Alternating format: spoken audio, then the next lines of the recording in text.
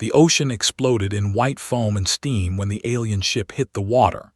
It was 3 in the morning, and the Korean Naval Patrol boat was the first to see it. The thing fell from the sky like a dying star, burning orange and red, leaving a trail of smoke across the night. When it crashed into the Pacific Ocean, the wave it created rocked the patrol boat so hard that sailors fell to the deck. Lieutenant Park grabbed the railing and watched the water settle. Something massive was sinking beneath the surface. Her radio crackled with confused voices from command, asking what happened, demanding reports, but could not speak. She had never seen anything like this. Within an hour, rescue helicopters filled the sky. Navy ships surrounded the crash site. Divers went down and came back up with pale faces. They said the ship was huge, bigger than any submarine they had ever seen. They said it was not from Earth. The ship did not sink completely. It rested on a shallow part of the ocean floor, and part of it still rose above the water. It looked broken, cracked open like an egg. Smoke poured from holes in its metal skin.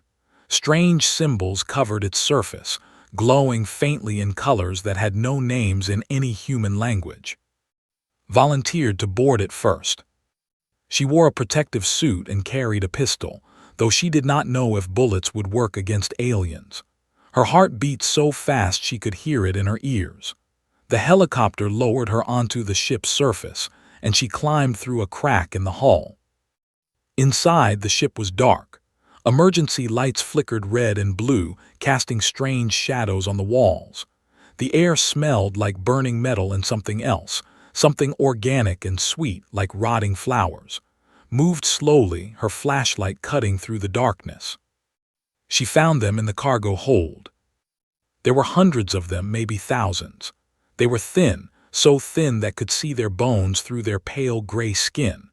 They had 4 arms each, 2 large and 2 small, and their faces had no noses, only large black eyes and small mouths. They huddled together in groups, holding each other. Many of them were not moving at all. Once flashlight hit them, they screamed. The sound was terrible, full of fear and pain. The aliens pushed themselves back against the walls, hiding their faces, shielding the smaller ones behind them. Children realized. Those small ones were children. An old alien stepped forward. He was taller than the others, and his skin was darker, covered in wrinkles. He walked with difficulty, leaning on a staff made of black metal. When he reached, he fell to his knees. He spoke in a language she did not understand, but his meaning was clear. He was begging. Lowered her pistol.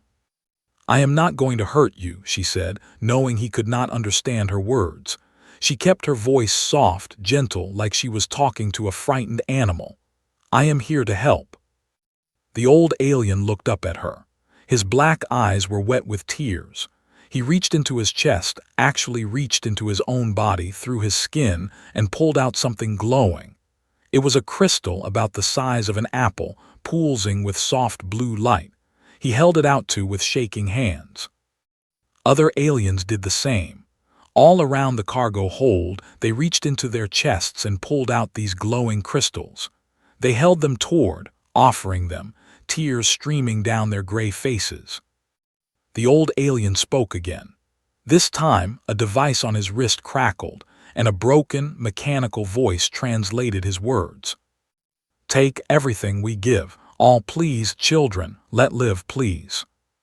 Stared at the crystals. She did not know what they were, but she could see how much they meant. These aliens were offering their most precious possessions, maybe their very lives, just for the chance that their children might survive. She thought about what her commanders would want. They would want the technology. They would want to study these creatures. They would want power and advantage and all the things that nations always wanted. But looked at the children hiding behind their parents, their big black eyes full of terror, and she made a choice. She pushed the old alien's hands back gently, refusing the crystal. "Keep it," she said. "You keep that." She pressed her radio. "Command, this is Lieutenant Park. The ship contains survivors, approximately 2,000. They are injured and frightened. They are not hostile. Repeat, they are not hostile." There was silence on the radio. Then a voice asked, "What are your orders, Lieutenant?" Looked at the aliens. The old one was staring at her with something new in his eyes, not fear anymore, something like hope. "They need doctors," said. "Not soldiers. Send medical teams, send food and water, send everything we have." "Lieutenant, these are unknown entities. Protocol requires." "I know what protocol requires," interrupted. "I am telling you what they need. These are refugees. They have nothing. They came here because they had nowhere else to go." More silence, then a different voice, older and more authoritative. "Medical teams are on the way. Hold your position, Lieutenant, and good work." Let out a breath she did not know she was holding. The old alien stood up slowly. He touched his chest, where the crystal glowed beneath his skin, and then touched his shoulder. He spoke again, and the translator on his wrist converted his words. "You refuse, you take nothing. Why?" Thought about the question. She thought about all the history she had learned, all the times humans had been cruel to each other, all the wars and slavery and genocide. She thought about how easy it would be to take advantage of these broken, desperate creatures. "Because," she said, "that is not who I want to be." The old alien nodded slowly. He pointed to himself. "I am." She replied, "I am." Looked at his people, at the thousands of survivors waiting in the darkness, and then back at. He said, gesturing to all of them, "We are last, all others. Dead, home, gone, everything. Gone." "What happened to you?" asked. His face twisted with pain. "Blight," he said. "Blight came, ate world, ate people. We ran, long time running, ship breaking, no food, no hope." He paused, his voice cracking. "Came here, last chance, thought you would kill or take like others." Others. Other species in stars, they take, always take, have nothing now, nothing to give, so we give. He touched his chest again. "We give hearts, cores, life, only thing left." Felt tears forming in her own eyes. "You were going to give us your hearts, your actual hearts." Nodded, "For children, anything for children." The sound of helicopters grew louder outside. Could hear boats approaching, voices shouting orders. Help was coming. She took his hand, 4 alien fingers wrapping around her 5 human ones. "Nobody is taking your hearts," she said. "Nobody is taking anything. You are safe now. Your children are safe, I promise." Stared at her for a long moment. Then slowly he did something did not expect. He smiled. It was a strange smile, with too many teeth and not quite right, but it was a smile. "Promise," he repeated, like he was learning the word for the first time. "Human promise." "Yes," said, "human promise." Outside, the sun was beginning to rise. Golden light poured through the cracks in the ship's hull, touching them for the first time. They flinched at first, then relaxed, turning their faces toward the warmth. They had crossed the stars looking for mercy, and against all odds they had found it. The news spread across the world like fire. Aliens had landed on Earth. Not invaders, not conquerors, but refugees. Broken, starving, desperate refugees who had crossed the galaxy looking for a place to live. People reacted in different ways. Some were excited, some were terrified, some were angry. Television stations showed the same images over and over. The crashed ship rising from the ocean, the thin gray bodies being carried out on stretchers, the strange glowing crystals in their chests. Experts argued about what it all meant. Politicians made speeches. Religious leaders prayed. The Korean government moved fast. Within 3 days they transported all 2,000 to Island, a beautiful place in the Southern Sea. They built a temporary settlement there, with tents and medical stations and food supplies. Soldiers guarded the perimeter, but they were told to keep people out, not to keep the in. Doctor arrived on the 4th day. She was which meant she studied the possibility of alien life. For 20 years she had written papers about what aliens might look like, how they might think, what their biology might be. Now, for the first time, she would meet real ones. They scared her at first. Their forearms moved in ways that seemed wrong. Their black eyes never blinked. Their skin felt like cold rubber when she touched it, but then she noticed something. When she examined a child, the mother held her hand gently, looking at with an expression that was impossible to misunderstand. It was the same expression human mothers had when their children were sick. It was worry. It was love. After that, stopped being scared. She discovered many things about them in those first weeks. Their crystals, the glowing cores in their chests, were not just organs. They were the source of their life energy, like a combination of heart and soul. Without them, they would die instantly. But the crystals also connected them to each other. Every could feel what other felt. When one was happy, others felt a little bit of that happiness. When one was sad, others shared the sadness. This was the problem. They were dying, not from injuries or disease, but from grief. They had lost their planet. They had lost billions of their people. They had watched their families and friends eaten by the blight. And because they were all connected, every felt the grief of every other all the time. The pain was crushing them. Their cores were dimming, their bodies weakening. Reported this to her superiors. "We can heal their bodies," she said, "but we cannot heal their hearts. They need hope. They need to believe they have a future. Otherwise, they will all die within a year." Meanwhile, Captain had his own mission. He was a military strategist, trained to analyze threats and find advantages. The government wanted to know what they could offer Earth. Were they dangerous? Did they have weapons? Could their technology help humanity? Met with every day. The old alien's translator device was getting better, learning more Korean words, making conversations easier. Answered every question honestly. He seemed to understand what was looking for. "You want know if we useful," said one afternoon. "If we worth keeping." Felt uncomfortable, but he nodded. "My government needs to justify this operation. It is costing a lot of money. People are asking questions." Smiled his strange smile. "Understand, we ask same questions, every species same, what you can do for me." He led to a small room in the settlement, where engineers had set up computer equipment from their crashed ship. With a few touches, activated a holographic display. Stars appeared in the air, thousands of them, with lines connecting them. "Star maps," said. "Every system we know, every safe route, every dangerous place. Traveled stars for 10,000 years, we know much." He changed the display. Now it showed plants, strange vegetables and fruits that grew in colors had never seen. Food science, how to grow crops in bad soil, how to make desert bloom, how to feed billions with little water. Another change. Now the display showed biological diagrams, cells and organs and molecular structures. Medicine, cures for diseases, ways to make bodies heal faster, ways to fight sickness humans have not beaten yet. Stared at the display. This was more than he had expected, much more. "Why are you showing me this?" he asked.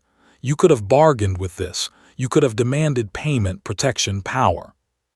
Turned off the display. His face grew sad. "We did not show before because we feared. Every species we meet before, they take knowledge and throw us away, or they take knowledge and make us slaves. We had nothing left but knowledge. If you took it, we had nothing. And now," looked at with his unblinking black eyes, "now we see different. Human woman on ship, she refused our cores. She wanted nothing from us. She helped anyway. This is new, strange. We do not understand it, but we want to trust."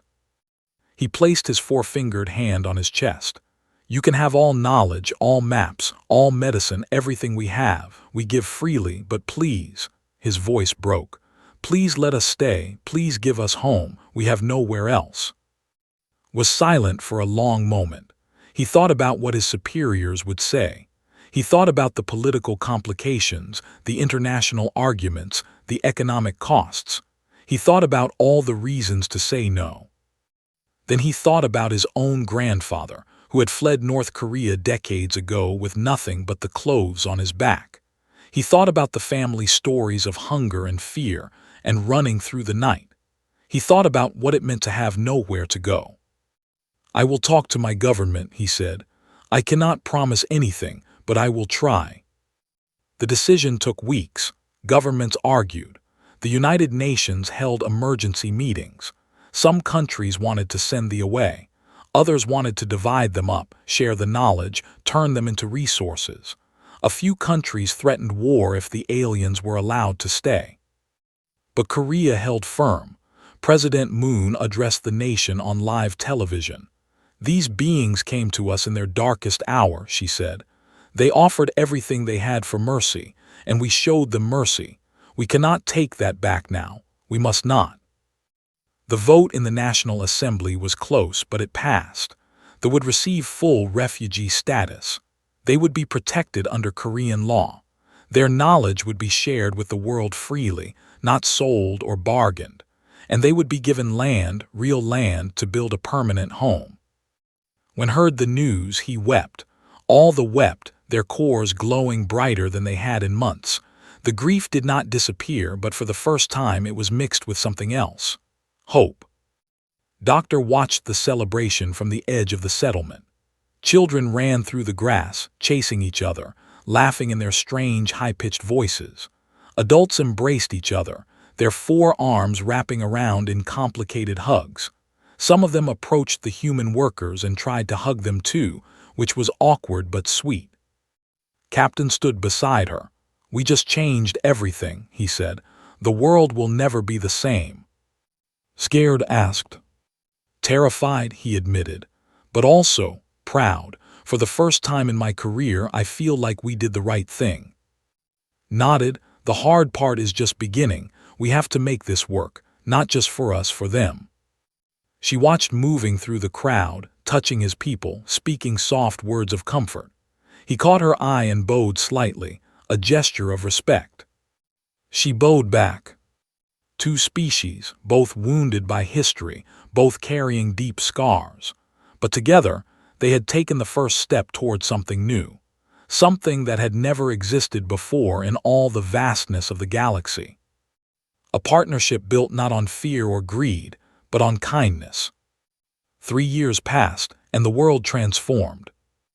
The knowledge spread across Earth like water finding its way through cracks in stone. In Africa, farmers used agricultural techniques to grow crops in deserts that had been barren for centuries. In South America, doctors applied medicine to cure diseases that had killed millions. In Asia and Europe, scientists studied star maps and began planning humanity's first real journey beyond the solar system. Cancer survival rates doubled. Hunger decreased by 40%. Clean energy solutions based on crystal technology began replacing coal and oil. The world was still full of problems, but for the first time in human history, those problems were getting smaller instead of bigger. The community on island grew into a real town. They built homes in their own style, tall, narrow buildings with curved walls, covered in living plants that climbed and twisted in beautiful patterns. Children attended Korean schools during the day and learned their own history at night. They spoke 2 languages fluently, sometimes mixing them together in ways that made both and human adults laugh. Was very old now. His gray skin had darkened almost to black and he walked slowly, leaning heavily on his staff. But his core still glowed bright, and his mind remained sharp. He spent most of his time teaching, sharing stories of history with anyone who wanted to listen. Park visited him often. She was no longer a naval lieutenant. The government had made her an ambassador, a bridge between humans and... She had learned to speak the language, which hurt her throat and made strange clicking sounds, but always smiled when she tried. "Your pronunciation terrible," he told her one afternoon as they sat in his garden watching the sunset. "But your heart is good. That is what matters." Laughed. "I have been practicing for 3 years. I think my pronunciation will never improve." "Some things are not meant to be perfect," said. "Some things are meant to be honest." They sat in comfortable silence for a while, then spoke again, his voice serious. "I am worried something is coming." "What do you mean?" Looked up at the darkening sky. Stars were beginning to appear, tiny points of light scattered across the darkness. "We did not escape the blight by being clever," he said. "We escaped because we were far from home when it struck. We were on a trading mission visiting other species. When we returned, our world was gone. But the blight did not find us by accident. Someone sent it. Felt cold despite the warm evening air. Someone sent it. You mean the blight was a weapon?" Nodded slowly. "The Dominion, an empire of many species ruled by fear. They wanted our knowledge, our star maps, our medicine. We refused to give it freely, so they punished us." "The Dominion," repeated. "You never mentioned them before." "We hoped they would not find us here. Earth is far from their territory. We thought we had time." Eyes, usually calm, showed something had rarely seen in him: fear. "We were wrong." The next morning the news came. Astronomers around the world detected something strange at the edge of the solar system. Objects were appearing near Neptune, dozens of them, moving in formation. At first, scientists thought they were asteroids or comets, but asteroids did not move in perfect lines. Asteroids did not slow down as they approached. They were ships, 400 of them, and they were heading toward Earth. The message arrived 3 days later, broadcast on every frequency, translated into every human language. "People of Earth, we are the Dominion. You have given shelter to criminals and traitors. The creatures you call belong to us. Their knowledge belongs to us. Return them immediately, along with all technology and information they have shared with you. If you refuse, your world will burn. You have 7 days." Panic spread across the planet. Stock markets crashed. People fled cities. Governments held emergency meetings that lasted through the night. The community on island huddled together, their cores dimming with fear and guilt. Came to with tears on his face. "We will go," he said. "We will surrender. We cannot let your world suffer because of us." "No," said immediately. "You do not understand. The Dominion does not make empty threats. They will kill millions of your people. Billions, maybe. All because you showed us kindness. We cannot let that happen." "And what happens to you if we hand you over?" Looked away. "We will be made examples. Our cores will be ripped out. Our children will be taken and trained to serve. Our history will be erased. We will become nothing." "Then we will not let it happen." "Please." "No." She took his hands in hers, feeling the cold alien skin against her warm human fingers. 3 years ago I made you a promise. I said you were safe. I said your children were safe. I do not break my promises. You cannot fight the Dominion. They have conquered dozens of species. They have weapons you cannot imagine. Your world is young, small. You have no chance." Smiled grimly. "You do not know humans very well. We are very stubborn about protecting our own." Admiral was 62 years old. He had served in the Navy for 40 years, fought in small conflicts, trained for big ones that never came. Now he commanded the newly formed Space Defense Coalition, a joint military force created specifically to protect Earth from threats beyond the sky. When he stood before the United Nations, he spoke calmly, but his words carried the weight of history. "They came to us with nothing," he said. "They offered everything they had, their very lives, just for the chance to survive. We took them in. We gave them a home, and they gave us miracles in return. They gave us cures for our diseases, food for our hungry, maps of the stars we had only dreamed of reaching." He paused, looking at the faces of leaders from every nation on Earth. Now someone wants to take them back. Someone wants to punish them for the crime of surviving. Someone wants to punish us for the crime of showing mercy. His voice hardened. "I say no. I say they are not property to be returned. I say they are people with rights and dignity. I say they are ours now, and we protect what is ours." The room erupted in argument. Some leaders agreed. Others protested that Earth could not win a war against an interstellar empire. Others suggested compromise, negotiation, appeasement. Admiral waited for the noise to die down. Then he spoke again. I am not asking for permission. Korea has already made its decision. We will fight. Any nation that wishes to join us is welcome. Any nation that does not will be protected anyway, because that is what we do. We protect. We do not abandon. We do not surrender those who have trusted us. One by one, nations joined. Not all of them, but enough. Enough to build defenses, enough to prepare weapons, enough to train soldiers. Enough to fight. They watched these preparations with amazement. They had traveled across the galaxy meeting many species. Some were kind, some were cruel, some were indifferent, but none of them, not one, had ever chosen to fight for the. None of them had ever said, "You are worth dying for." Found Admiral one evening, standing on a cliff overlooking the ocean. The old alien approached slowly, his staff clicking against the rocks. "Why?" asked. "Why fight for us? You could save millions of human lives by giving us up. Why choose war?" Was quiet for a long moment. Then he said, "My grandmother survived a war. She told me stories about it when I was young, about people who helped strangers, who shared food when they had nothing, who risked their lives to hide refugees. She said those people were heroes, not because they were strong, because they were kind when kindness was dangerous." He turned to face. "If I give you to the Dominion, I save lives today, but I destroy something more important. I destroy the idea that kindness matters. I destroy the hope that the universe can be better than it is. I will not do that. I cannot." Bowed his head. "Then we will fight beside you. We will give everything we have left. Our technology, our knowledge, our lives, whatever it takes." "I know you will," said. "That is what family does." Family had not heard that word applied to humans and before. But as he stood there, watching the sun set over an ocean that had become his home, he realized it was true. They were family now, and family protected each other. No matter the cost. The Dominion fleet arrived on the 7th day, exactly as promised. 400 warships emerged from the darkness beyond Neptune, moving in perfect formation like a swarm of metal insects.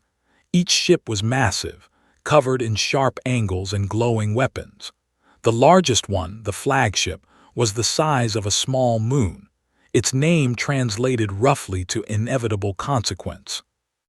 Earth's defense was tiny by comparison.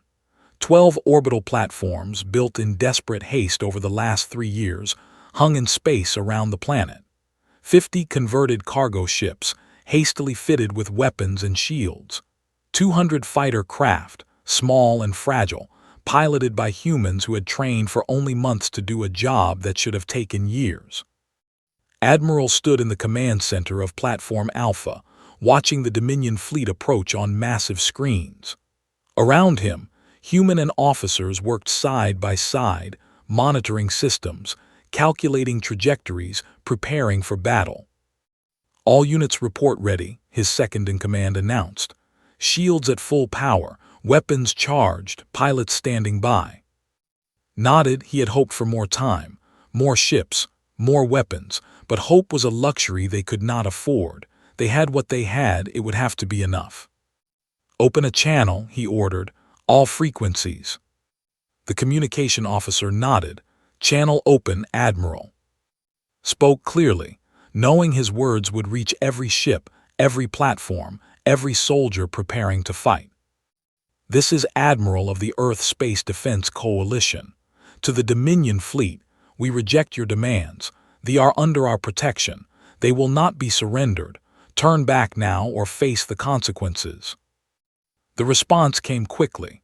A face appeared on the main screen, alien and horrible. It had 6 eyes arranged in a circle around a mouth full of black teeth. Its skin was dark purple, covered in scales that glistened like oil.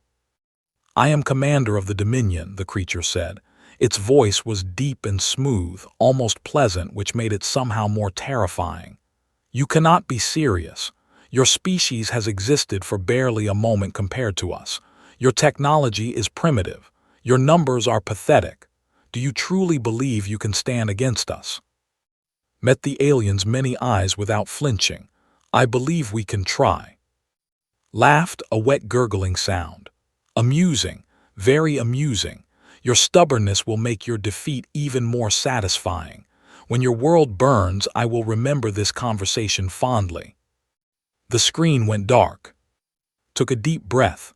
All units, battle stations. This is not a drill. May God protect us all. The first wave of Dominion fighters launched from their ships like seeds scattering in the wind. Thousands of them, small and fast, racing toward Earth's defenses. Pilot Officer Lee was waiting for them. She was 24 years old, the youngest squadron leader in the coalition. Her father had been a fighter pilot. Her grandfather had been a fighter pilot. Flying was in her blood, but she had never flown against aliens. She had never fought a battle where losing meant the end of everything. Her fighter was a modified design, combining human engineering with shield technology. It was faster than anything Earth had built before, and tougher, able to absorb impacts that would have destroyed older craft. But she still felt small as she watched the enemy approach. "All pilots this is," she said into her radio. "Remember your training, remember why we are here. They think we are weak because we showed mercy. Let us show them what mercy costs." Her squadron launched from Platform Beta, 30 fighters forming a spearhead aimed at the heart of the enemy swarm. They had provided navigation systems that could predict enemy movements, reading subtle patterns in their flight paths. Its display showed where the Dominion fighters would be before they got there.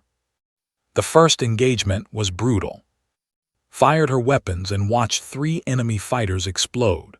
Then she was spinning, dodging, weaving through a storm of energy blasts that lit up the darkness like fireworks. Her shields absorbed hit after hit, their crystal core glowing brighter with each impact. Around her, pilots died. She heard their final transmissions cut short by explosions. She saw their names disappear from her display one by one, but she kept flying. She kept fighting. There was nothing else to do. On the orbital platforms, the larger battle raged. Dominion warships fired massive weapons that carved through Earth's defenses like hot knives through butter. Platform Gamma was destroyed in the first hour, its crew of 300 vanishing in a flash of light. Platform Delta lost half its weapons to a direct hit. But humanity fought back. Doctor was supposed to be safe, hiding in a bunker on Earth. Instead, she was on Platform Alpha, working in the medical bay with healers. When a Dominion boarding craft attached to the platform's hull, she picked up a weapon and fought alongside the soldiers. She had never fired a gun in her life. She hit nothing, but she stood her ground until reinforcements arrived. Captain commanded a converted cargo ship, now bristling with weapons. His crew was half human, half. They worked together seamlessly, humans providing aggression and quick thinking, providing precision and technical knowledge. When a Dominion cruiser targeted them, an engineer reconfigured their shields in seconds, bouncing the attack back at the enemy ship. The cruiser exploded, its crew cheered. But it was not enough. The Dominion had too many ships, Earth's defenses were failing.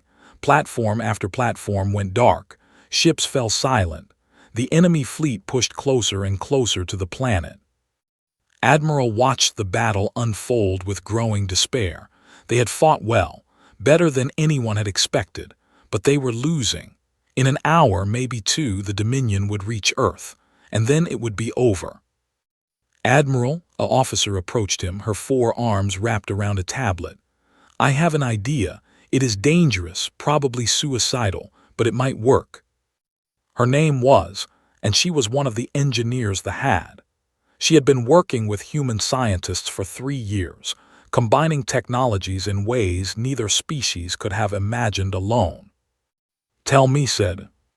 Explained quickly. The navigation systems could predict not just where enemy ships would be, but where they needed to be.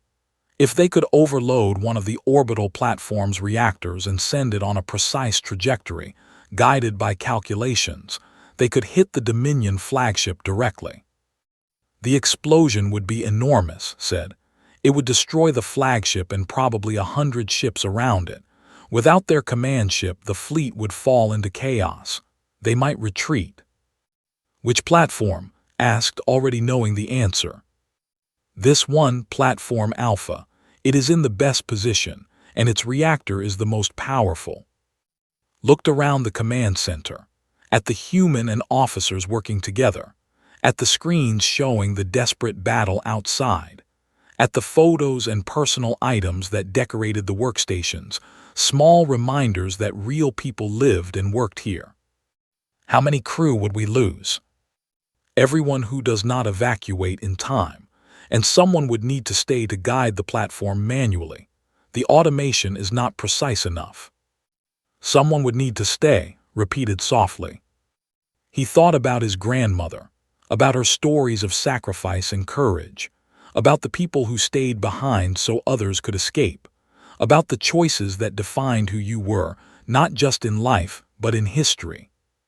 "Begin evacuation," he ordered. "I will guide the platform myself." His black eyes widened.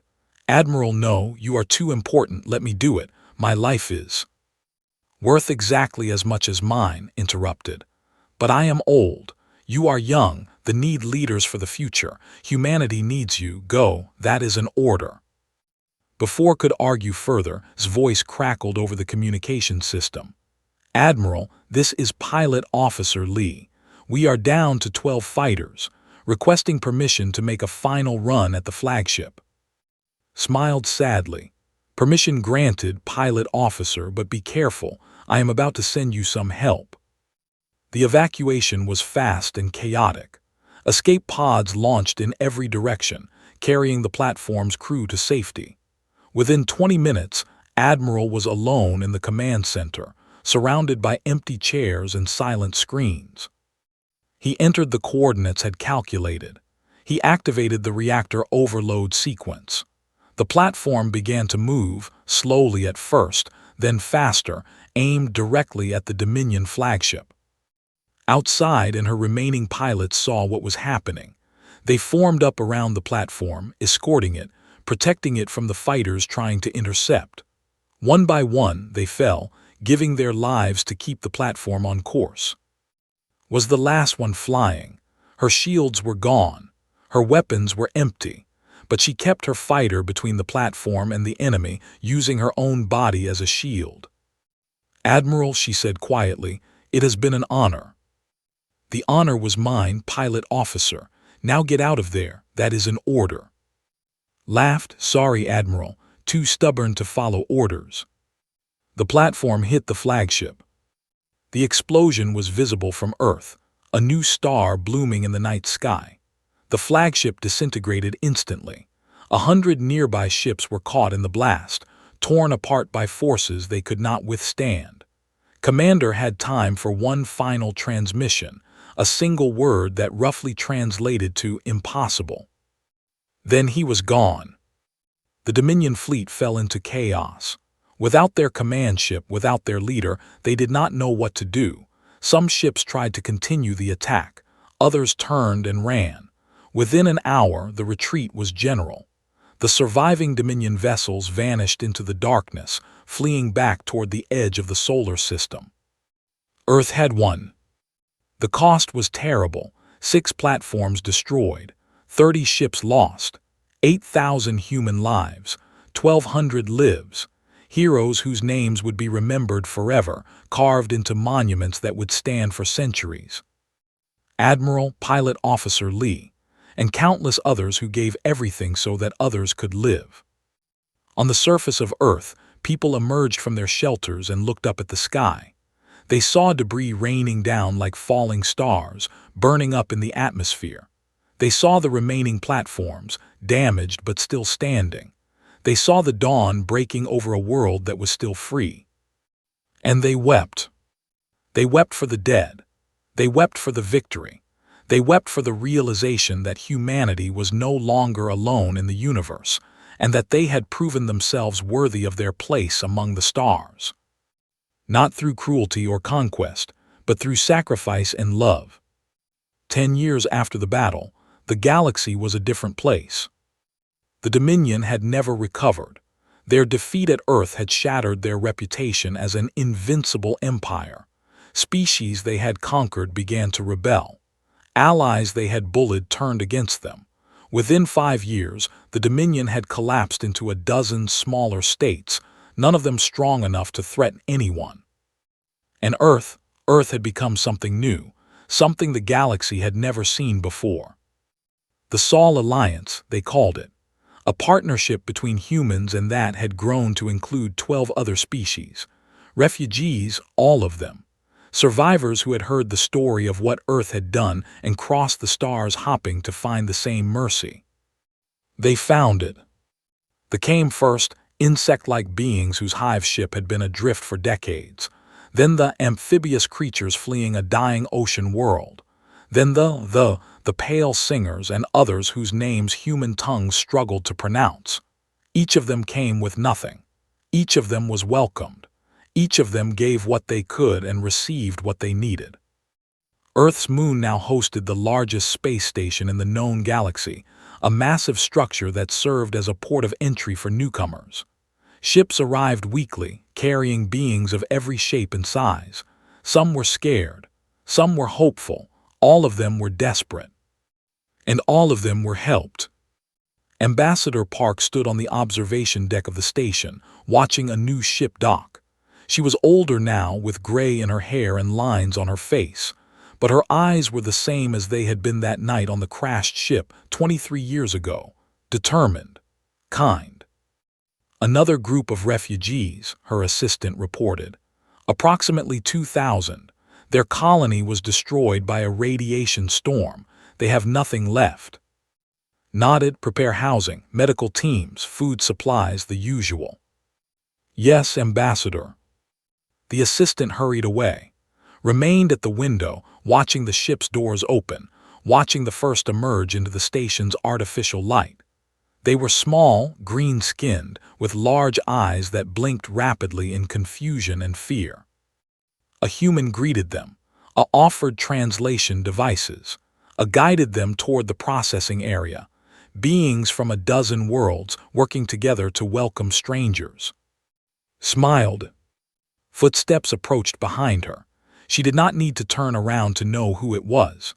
She had learned to recognize that slow, careful rhythm years ago. "You should be resting," she said. Stood beside her, leaning heavily on his staff. He was ancient now, the oldest living. His skin was almost entirely black, and his core glowed so dimly that sometimes feared it would fade completely. But he was still here, still fighting, still hopping. "I will rest when I am dead," he said, "and perhaps not even then. There is too much to do. The young ones can handle it now. You have trained them well." "The young ones are wonderful," agreed.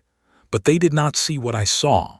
They did not stand in that cargo hold, surrounded by death, offering their hearts to a stranger. They did not feel what I felt when that stranger refused." He turned to look at, his black eyes reflecting the stars outside. "You changed everything, you know. Not the battle, not the technology. That moment when you pushed my hands away and asked for nothing. That was when everything changed." Shook her head. "I just did what was right." "Yes, and that is the miracle. In all the galaxy, in all the species we encountered, no one else thought it was right. They thought it was foolish, wasteful, dangerous. You thought it was right. Your species thought it was right." He placed his hand on her shoulder, his 4 fingers cold against her warm skin. "I have seen many things in my long life. I have seen cruelty that would break your heart. I have seen kindness so rare it felt like a dream. But I have never seen a species like yours. You are not the strongest. You are not the oldest but you are the ones who choose kindness when kindness costs everything." Felt tears forming in her eyes. "We are not perfect. We have done terrible things to each other. We still do." "Of course you do. You are real, imperfect, struggling, but you keep trying. You keep choosing to be better than you were. That is what matters, not perfection, progress." They stood together in silence, watching the refugees being processed. Already some of them were starting to relax. The fear was leaving their eyes. Hope was taking its place. "I am dying," said quietly. "My core will fade within the year, maybe sooner." His heart clenched. She had known this was coming. She had prepared herself for it, but the words still hurt. "I know," she whispered. "I am not afraid. I have lived long enough to see my people saved. I have lived long enough to see my children grow up without fear. I have lived long enough to see the galaxy begin to change." He paused. "And I have lived long enough to call a human my friend. That is more than I ever expected." Took his hand and held it tightly. "You will be remembered forever." "Perhaps, but that is not what matters." He smiled his strange, too-many-teeth smile. "What matters is what comes after. The will continue. The alliance will grow. The children being born today, human and in all the others, they will inherit a galaxy that is better than the one we found. That is enough. That is everything." A year later, died peacefully in his sleep. His core faded gently, like a candle flame in a soft wind. Thousands attended his funeral, humans and beings from a dozen other worlds. They sang songs in every language, mourning and celebrating at the same time. Gave the eulogy. She told the story of that first night, of the crashed ship and the desperate refugees and the glowing crystals. She told the story of a choice, made in a moment of fear, that changed the course of history. "He asked me once why I refused his core," she said. "Why I wanted nothing in return for helping. I told him it was because that was not who I wanted to be. But the truth is more complicated than that. The truth is, I did not know what I was doing. I just reacted. I saw people in pain and I wanted to help. It was as simple and as complicated as that." She looked out at the crowd, at the faces of every color and shape, at the tears streaming down cheeks of skin and scales and chitin. Believed that humans were special, that we had something other species lacked. I think he was wrong. I think every species has the capacity for kindness. Every being can choose compassion over cruelty. What made us different was not our nature. It was our circumstances. We were lucky enough to be in the right place at the right time with the right choice in front of us, and we were lucky enough to make the right choice. She paused, gathering herself. "But here is what taught me. That choice is always in front of us, every day, every moment. We can choose to help or to ignore, to welcome or to reject, to love or to fear. And every time we choose kindness, we make the galaxy a little bit better. Every time we choose compassion, we pay the price in miracles." She looked up at the sky, at the stars that had seemed so distant and cold when she was young, and that now felt like neighbors. They traded everything for a human's mercy, and Earth paid the price in miracles. But the true miracle was not what we received. It was what we became, what we are still becoming, together. The funeral ended at sunset. People dispersed slowly, talking softly, sharing memories. Remained by his memorial stone until the stars came out. A child approached her, no more than 10 years old. She had been born on Earth, had never known that her people had lost. "Ambassador Park," the child said, "is it true what Elder said about humans?" Knelt down so she was eye level with the girl. "What did he say?" "That humans are the kindest species in the galaxy. That you saved us when no one else would." Smiled. "I think what he meant was that we try to be kind. We do not always succeed, but we try. And I think he would say that they are kind too. And everyone who chooses to help when they could choose to walk away." The child thought about this. So everyone can be kind. Everyone can try, and trying is what matters. The child nodded solemnly. Then she bowed, a gesture she had learned from both cultures, and ran off to find her parents. Watched her go, a child of two worlds, a child of the future. Above her the stars burned bright.